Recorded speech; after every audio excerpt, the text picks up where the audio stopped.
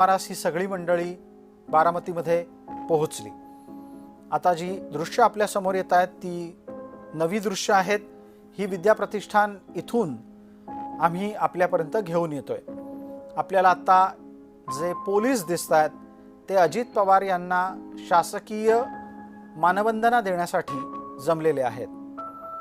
अजित पवार यांचं पार्थिव थोड्याच वेळात विद्या प्रतिष्ठानच्या मुख्य प्रांगणामध्ये आणलं जाईल आणि त्यावेळेला त्यांना शासकीय मानवंदना दिली जाईल। आमचे सहकारी प्रतिनिधी रोहन कदम आता आपल्या सोबत आहेत। रोहन, यांच्यापर्यंत आपल्याला जायचंय पण तत्पूर्वी एक प्रतिक्रिया येते ती पाहूया। सर पे होने वाले लोगों के साथ बहुत ही अच्छा संपर्क था और जिनका कार्य इस पूरे राज्य में बहुत ही मशहूर है, ऐसे हमारे अजीत दादा पवार का दुखद निधन हुआ है और ये ऐसा नुकसान है जो भराना बहुत ही मुश्किल है।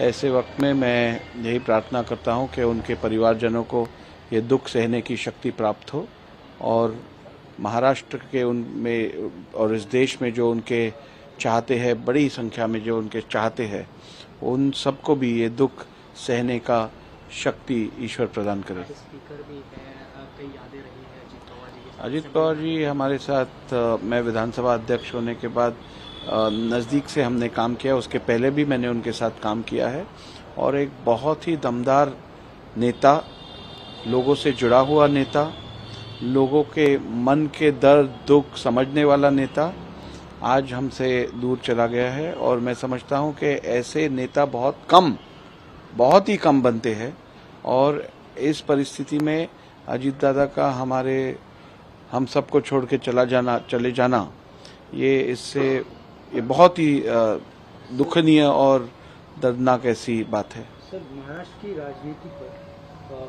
पर अजीत दादा का चले जाना कितना बड़ा नुकसान है? निश्चित रूप से महाराष्ट्र के राजनीति में इतना एक्टिव और इतना प्रभावशाली नेता चले जाना ये निश्चित रूप से एक बहुत बड़ा धक्का लगने वाला है इससे। लेकिन मुझे पूरा विश्वास है कि अजीत दादा के जो समर्थक है, अजीत दादा के जो विधायक है, अजीत दादा के जो सांसद है, अजीत दादा के जो ग्राम पंचायत सदस्य है या जिला परिषद सदस्य है या पंचायत समिति सदस्य है, कॉरपोरेटर्स है, ये सब अजीत दादा का अधूरा सपना पूरा करने के लिए दिन रात मेहनत करेंगे और अजीत दादा के हर एक सपने को पूरा करने की कोशिश करेंगे।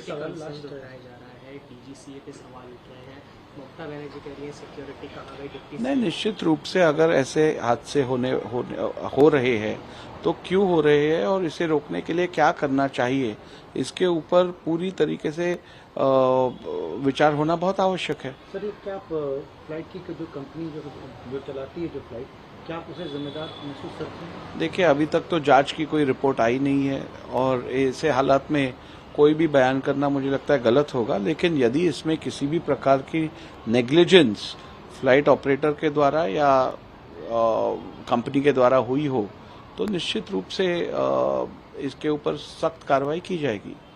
बहुत बहुत धन्यवाद।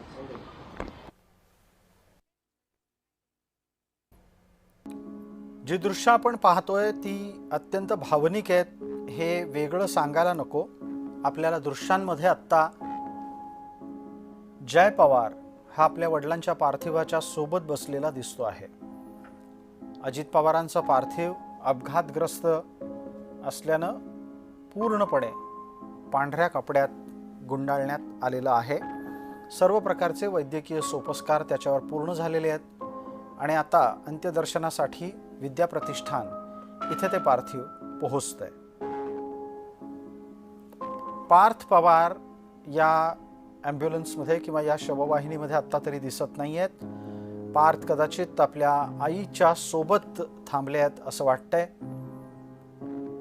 सुनेत्रा पवार यांना धीर देणं ही एक अत्यंत महत्त्वाची गोष्ट आहे, हेही आपल्याला लक्षात घ्यावं लागेल।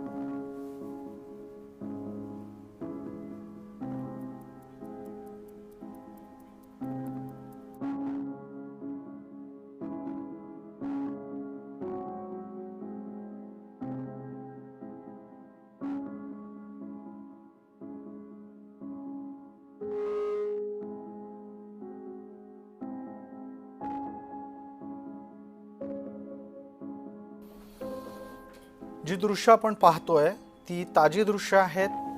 अजित पवार यांचं पार्थिव घेऊन जाणाऱ्या शववाहिनीमध्ये बसलेला जय हा त्यांचा धाकटा मुलगा आपल्याला दिसतोय. जयचं नुकतंच लग्न झालंय. त्या लग्नाच्या वेळेला अजित पवार यांचा आनंद आपण सगळ्यांनी दृश्यांमध्ये पाहिला. अजित पवार यांच्या धाकट्या मुलाचं लग्न झालंय, थोरल्याचं अद्याप होणं बाकी आहे. जय ज्या वेळेला सकाळी रुग्णालयामध्ये पोहोचला त्यावेळेला त्याच्या चेहऱ्यावरचा तणाव बरंच काही सांगत होता. आपल्यासोबत त्यानं आपल्या पत्नीलाही आणलं होतं. रोहित पवार यांच्या पाठोपाठ जय हा रुग्णालयामध्ये वडिलांच्या अपघाताची माहिती मिळताच वेगानं पोहोचला होता. आत्ताच्या घडीला जय शववाहिनीमध्ये आपल्या वडिलांच्या पार्थिवासोबत आहे.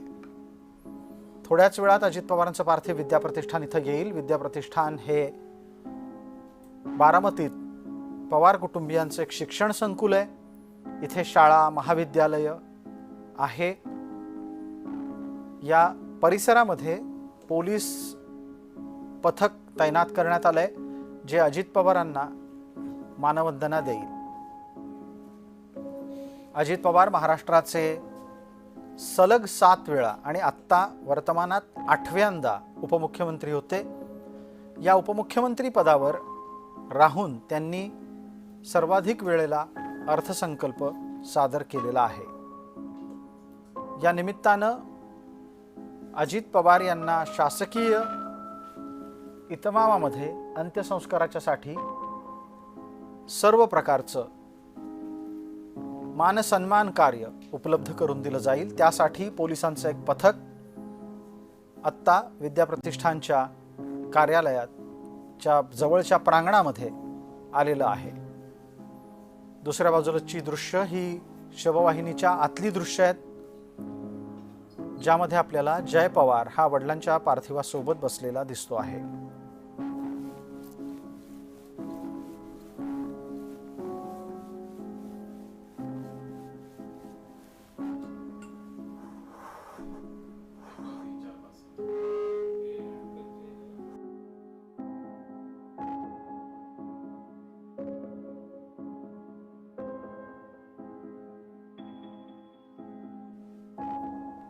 तर ही 2 दृश्य आपण पाहतोय. बारामतीमधील भाऊक वातावरण आहे. बारामतीमध्ये कार्यकर्त्यांच्या डोळ्यात अश्रू आहेत. काही वेळापूर्वी उपमुख्यमंत्री अजित पवार यांचं पार्थिव रुग्णालयातून विद्याप्रतिष्ठानच्या दिशेनं नेण्यात आलेलं आहे आणि विद्याप्रतिष्ठानच्या मैदानावर शासकीय इतमामात उद्या 11 वाजता अंत्यसंस्कार होतील. या ठिकाणी प्रचंड गर्दी कार्यकर्त्यांची झालेली आहे. मोठ्या संख्येनं कार्यकर्ते आपल्या नेत्याचं अंत्यदर्शन अंतिम दर्शन घेण्यासाठी पोहोचलेले आहेत. राज्यातील अनेक नेते या ठिकाणी पोहोचलेले आहेत. अजित पवार यांचं विमान अपघातामध्ये अकाली निधन झालं. अजित पवार हे बारामतीमध्ये जिल्हा परिषद आणि पंचायत समितीच्या निवडणुकीच्या प्रचारासाठी खरं तर आले होते. मात्र त्यांच्या 4 सभासुद्धा होत्या. मात्र त्याआधीच बारामतीमध्ये पोहोचण्याआधी विमानतळ परिसरातच विमानाचा अपघात झाला आणि यामध्ये अजित पवार यांचं अकाली निधन झालं.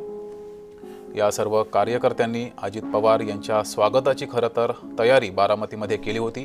ज्या ज्या ठिकाणी सभा होत्या त्या त्या ठिकाणी पुष्पगुच्छ हार घेऊन सर्व कार्यकर्ते हे आतुरतेनं अजित पवार यांची वाट पाहत होते. मात्र सकाळीच 9:15च्या दरम्यान ही बातमी समोर आली आणि अजित पवार यांचं विमान अपघातामध्ये निधन झालं अशी बातमी समोर आली आणि कार्यकर्त्यांना अश्रू अनावर झाले. तर ही दृश्य आपण पाहतोय.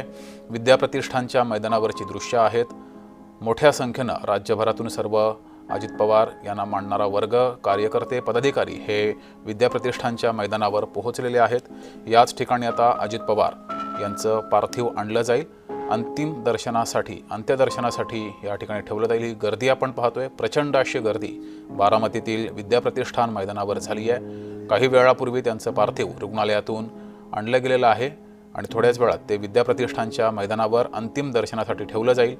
रात्री 10 वाजेपर्यंत अंतिम दर्शनासाठी हे पार्थिव ठेवलं जाईल आणि पुन्हा उद्या सकाळी 6 ते 8 या वेळामध्ये अंतिम दर्शनासाठी पार्थिव ठेवलं जाईल आणि उद्या सकाळी 11 वाजता अजित पवार यांच्या पार्थिवावर अंतिम संस्कार होतील।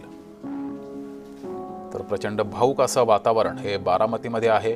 राज्यभरातील सर्व कार्यकर्ते पदाधिकारी हे बारामती या ठिकाणी पोहोचलेले आहेत।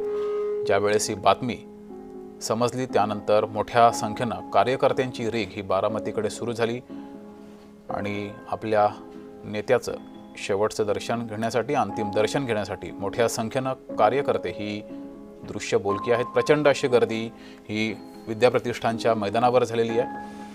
खरं तर अजित पवार हे सकाळी मुंबईहून बारामतीकडे सभा घेण्यासाठी जिल्हा परिषद पंचायत समितीच्या निवडणुकीच्या प्रचारासाठी आले होते, मात्र त्यांचं अपघाती निधन झालं आणि त्यानंतर मोठ्या संख्येनं कार्यकर्त्यांना अश्रू अनावर झाले।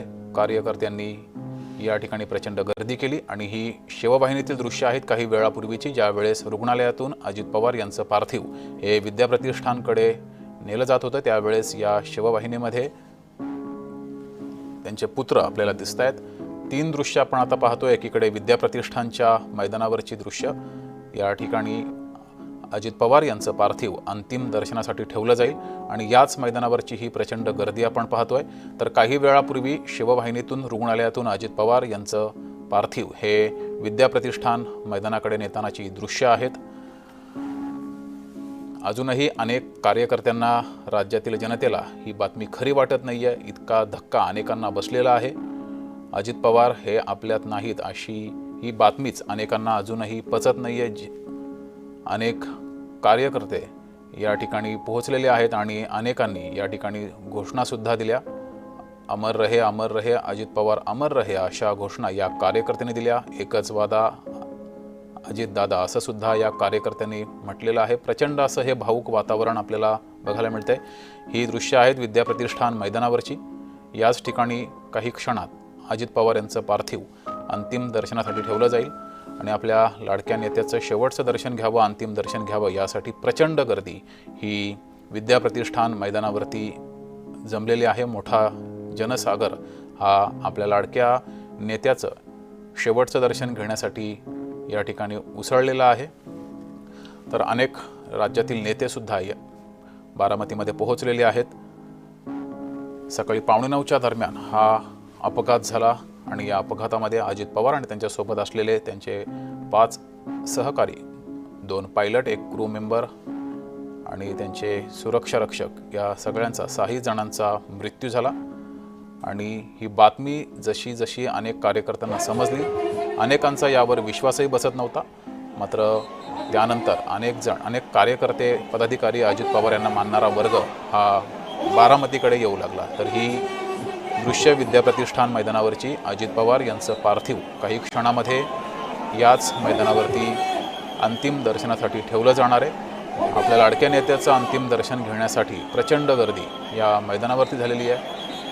पोलिसांचाही कडेकोट बंदोबस्त तैनात केलेला आहे। कुठलाही अनुचित प्रकार घडू नये यासाठी पोलिसांचा बंदोबस्त केलेला आहे। तर राष्ट्रवादीच्या नेत्यांकडून शांतता बाळगा असं आवाहन सुद्धा केलं जात आहे। मात्र कार्यकर्त्यांना त्यांच्या भावना अनावर झालेल्या आहेत, अश्रू अनावर झालेले आहेत। आपल्या स्वयं वरिष्ठ नेता शरद पवार जी ने बहुत स्पष्ट रूप से कहा है कि एक हादसा हुआ